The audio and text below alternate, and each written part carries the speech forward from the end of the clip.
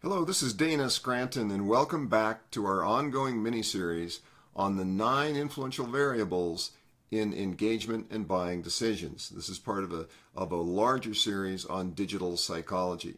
So prior to getting into tonight's topic, which happens to be the all-important step in the process called call to action, or CTA as you may have heard it referred to. So if you have any questions, comments, ideas, suggestions, please do reach out to me. My handle on Twitter at DanaScranton. Here on Facebook, it is facebook.com/DanaScranton page. And you can reach me at my website, DanaScranton.com. So we're going to be talking about call to action. Now, call to action is the 7th of the 9 influential variables. And it's a very important topic, of course, and it's very simple. But it is a little more complex than what most people make it out to be. So call to action is exactly what it sounds like, right? You're telling your customer, client, or prospect what you want them to do. Call to action. It may be click on a button that says buy now. It may be fill out this form. It's buy my product, join my team, engage in my cause, subscribe to my newsletter. Whatever the end game objective is that you want the customer to engage in.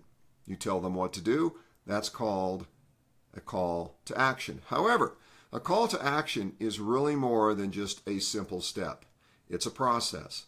And it's a process that's part of the larger journey that you've been on with your customer.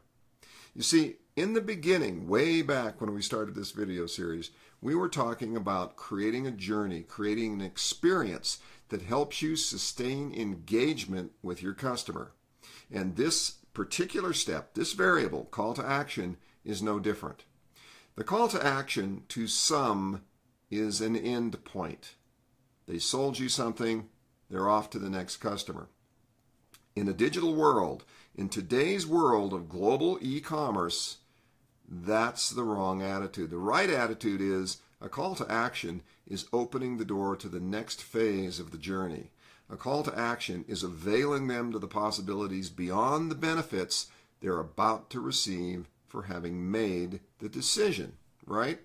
So when you craft your call to action, there's a few very simple things you need to keep in mind.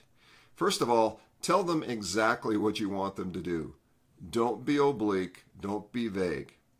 Second, make sure that in the process of creating the instructions, the dialogue that goes along with it, you keep your language positive. Now, I've seen some call to actions where people will put in something like, you have nothing to fear. Don't worry, you won't lose a thing. You have nothing to lose. The words lose, the word fear, these invoke loss aversion feelings. Now, in the prior video, which was back in variable number 6, we talked about loss aversion. And we talked about how loss aversion arises when somebody has to make a decision. So when you are issuing a call to action, that's a request to make a decision. And up to this point, you've crafted the message, you've focused on the benefits, you've focused on the results, you've created benefit attraction and results anticipation so that your customer is expecting to get these great results and the feelings that come along with it. So the last thing you want to do is include words like lose and fear to invoke a loss aversion response and to create them to hesitate making that decision. You don't want that, right? So that's a very important topic. Here's a formula to remember when you're crafting your language. Now, there's really 2 formulas, but they're very, very similar. Don't use a process where you say, if you take this action, you can get this result.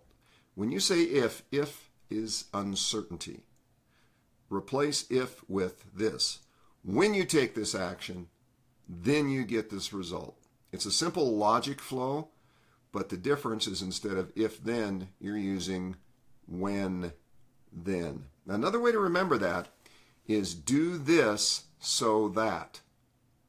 Do this is to take the action. You tell them exactly what it is you want them to do so that they will realize the benefits, the feelings, and the results. That's how you want to craft your call to action. You want to keep it positive. You want to keep it anticipatory. You want them to believe that when that decision is made, the benefits are coming. But it's a continuation of a journey. And you also want to craft that into your message. A decision to engage at this point is not a decision to end the journey. It's a decision to start a new journey. So these are some of the very simple philosophies and ideas that go along with designing a call to action. A call to action is a process. It's a smaller process within the larger process of this digital engagement that we've been talking about. So it is a simple step. It's powerful. It's effective. And if you keep these simple ideas in mind, your call to action will be far more efficient. You'll get greater conversions as opposed to people backing off and making a decision to wait and see. So I hope you got value from this short but important discussion on call to action, variable number 7. Now, in the next video, we're going to be talking about the 8th variable that, of course, follows this variable. And this variable is called affirmation. And I'm going to give you a preview of what that is. When your customer has made a decision to engage with you, they're now on the path to realizing the benefits of the product or the service or whatever it is you happen to be giving them in exchange for that decision.